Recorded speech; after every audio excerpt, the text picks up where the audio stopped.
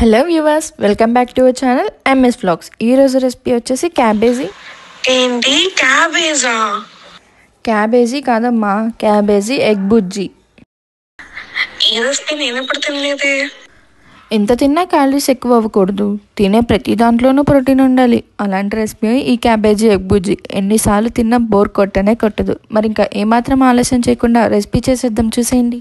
First నేనైతే ఇక్కడ 1/2 kg cabbage తీసుకుని ఇలా చిన్నగా చాప్ చేసుకున్నాను. అలాగే ఒక పెద్ద సైజ్ ఆనియన్ కూడా చాప్ చేసుకోవాలి. నెక్స్ట్ ఒక 4 eggs అయితే బీట్ చేసుకోవాలి. తీసుకున్న 4 eggs అయితే బాగా బీట్ చేసుకోవాలి. ఫుల్గా బీట్ చేసుకుని అయితే పక్కన పెట్టుకోవచ్చు. ఇంకా ప్యాన్ హీట్ చేసుకుని ఒక 60 ml ఆఫ్ ఆయిల్ అయితే యాడ్ చేసుకోవచ్చు if you are not in diet. ఒకవేళ డైట్లో ఉన్నట్టయితే ఒక 5 ml 10 ml is enough. Oil heat అయిన తర్వాత కట్ చేసుకున్న ఆనియన్స్ని అయితే యాడ్ చేసుకోవాలి. యాడ్ చేసుకున్న తర్వాత బాగా మిక్స్ చేసుకుంటూ ఫ్రై చేసుకోవాలి ఆనియన్స్ని.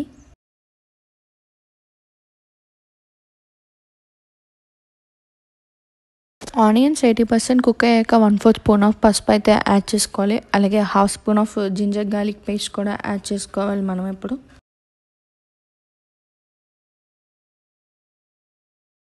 యాడ్ చేసుకుని ఈ జింజర్ గార్లిక్ పేస్ట్ ఇంకా పసుపుని అయితే పచ్చివాసన పోయేంత వరకు లైట్గా ఫ్రై చేసుకోవాలి.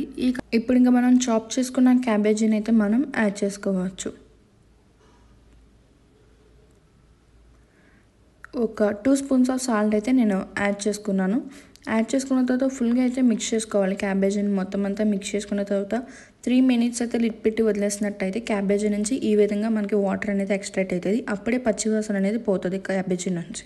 క్యాబేజీలో ఇలా వాటర్ అంతా పోయిన తర్వాత లైట్గా అయితే ఫ్రై చేసుకోవాల్సి ఉంటుంది. ఫ్రై అయిన తర్వాత 2 spoons of chilli powder, 1/4 spoon of garam masala అయితే నేను యాడ్ చేసుకున్నాను.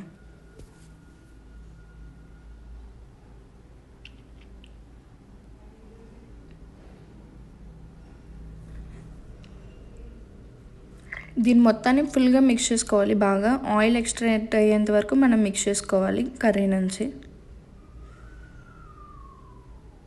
ఈ కన్సిస్టెన్సీ అయితే రావాలి మనకి. ఈ కన్సిస్టెన్సీ వచ్చిన తర్వాత మిక్స్ చేసుకున్న ఎగ్స్ని అయితే మనం యాడ్ చేసుకోవచ్చు.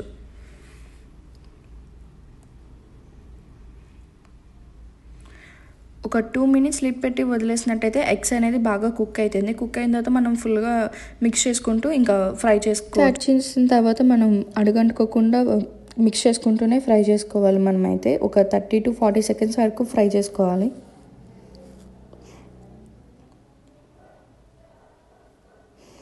ఇంకా ఒక కన్సిస్టెన్సీ అయితే వచ్చిన తర్వాత మనం ఇంకా కొత్తిమీరతో గార్నిష్. రెసిపీ రైస్లోకి మటుకే కాదు, రోటీలోకి చపాతీలోకి ది పర్ఫెక్ట్ కాంబినేషన్గా ఉంటుంది. చూడడానికి బాగుంది కదా, టేస్ట్ ఎలా ఉంటుందో ట్రై చేసి చూసేయండి. Don't forget to subscribe MS Vlogs.